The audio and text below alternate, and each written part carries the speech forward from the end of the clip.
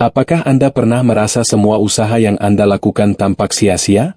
Pekerjaan susah didapat, omset jualan menurun, sepi pelanggan, hingga rasanya semua pintu rezeki tertutup? Mungkin Anda telah bekerja keras, mengeluarkan seluruh tenaga dan pikiran, namun hasilnya tidak sebanding. Atau mungkin Anda merasa sudah berdoa, tapi mengapa rezeki tak kunjung datang? Banyak orang yang merasa putus asa, bahkan mulai mempertanyakan, apakah Allah mendengar doaku? Di saat inilah muncul berbagai pendapat, ada yang mengatakan, sudahlah, berhenti berharap. Fokus saja pada usaha, namun ada pula yang berkata, tidak, teruslah berdoa. Allah selalu mendengar hambanya yang berserah diri dengan ikhlas.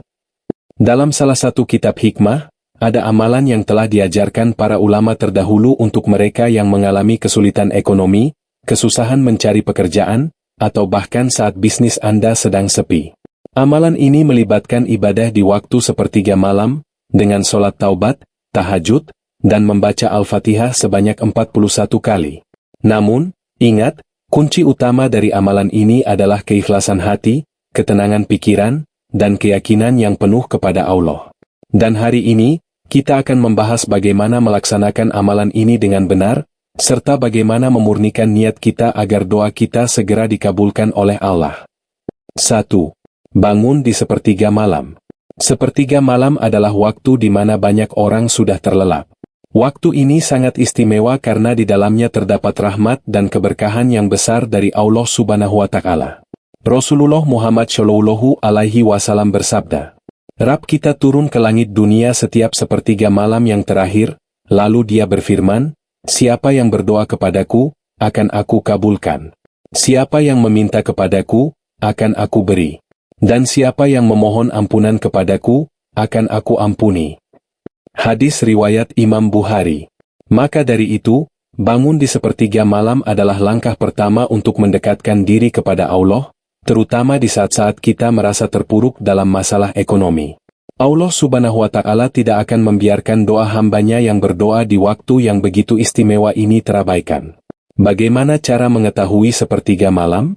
Untuk mengetahui sepertiga malam, hitung dari waktu maghrib hingga subuh, kemudian bagi menjadi 3 bagian. Sepertiga malam terakhir adalah bagian terakhir sebelum masuknya waktu subuh. Misalnya, jika maghrib jam 6 sore dan subuh jam 4 pagi, maka sepertiga malam terakhir adalah sekitar jam 1 hingga 4 pagi. 2. Sholat taubat. Setelah bangun di sepertiga malam, langkah pertama yang dilakukan adalah melaksanakan sholat taubat. Sholat taubat dilakukan minimal 2 rakaat dengan niat memohon ampunan dari Allah atas segala dosa-dosa kita. Kenapa dimulai dengan sholat taubat? Karena kesulitan yang kita alami, termasuk dalam hal ekonomi, seringkali disebabkan oleh dosa-dosa yang telah kita perbuat, baik dosa yang kita sadari maupun yang tidak kita sadari. Allah berfirman dalam Al-Quran, dan barang siapa yang bertakwa kepada Allah, niscaya Dia akan memberinya jalan keluar dan memberinya rezeki dari arah yang tidak disangka-sangkanya. Surat At-Tolak, ayat 2-3. Untuk mendapatkan jalan keluar dari masalah ekonomi, kita harus terlebih dahulu membersihkan diri dari dosa dengan taubat yang sungguh-sungguh. 3. Sholat tahajud.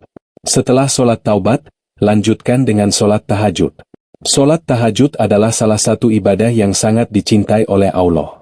Rasulullah Muhammad Shallallahu Alaihi Wasallam bersabda, sesungguhnya pada waktu malam itu ada suatu saat di mana apabila seorang muslim memohon suatu kebaikan kepada Allah tepat pada saat itu, maka Allah akan memberinya. Dan hal tersebut terjadi pada setiap malam.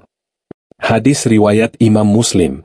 Sholat tahajud bisa dilakukan dengan jumlah rakaat yang tidak terbatas, minimal 2 rakaat. Sholat ini adalah wujud penghambaan dan kerendahan hati kita di hadapan Allah, menunjukkan bahwa kita bergantung sepenuhnya padanya. 4. Membaca Al-Fatihah sebanyak 41 kali. Setelah selesai sholat tahajud, duduklah dengan tenang dan fokus. Bacalah Al-Fatihah sebanyak 41 kali dengan hati yang khusyuk, dan pikiran yang benar-benar fokus kepada Allah. Al-Fatihah disebut sebagai Ummul Kitab, induk dari Al-Quran, dan memiliki keutamaan yang luar biasa. Di dalamnya terkandung pujian kepada Allah, permohonan hidayah, serta doa agar dilindungi dari kesesatan. Bacalah dengan keyakinan penuh bahwa Allah mendengar setiap kata yang Anda ucapkan. Jangan terburu-buru. Rasakan setiap makna dari ayat-ayat Al-Fatihah tersebut.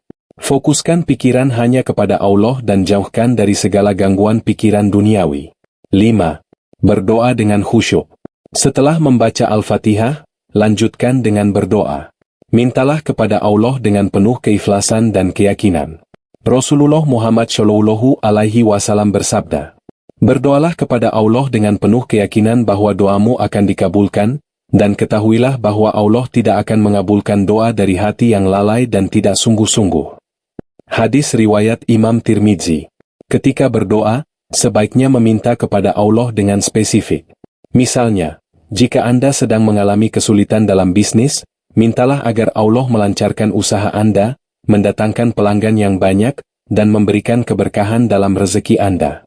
Jangan lupa sertakan pula doa untuk kesehatan, keluarga, dan kemudahan dalam urusan dunia dan akhirat.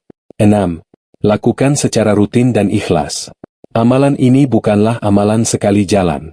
Lakukanlah secara rutin setiap malam, dengan niat yang ikhlas karena Allah.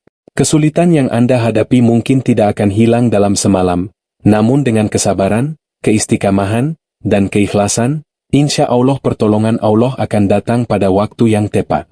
Saat kita menyerahkan segala kesulitan kita kepada Allah, dengan keyakinan penuh dan hati yang ikhlas, Allah tidak akan pernah mengecewakan hambanya.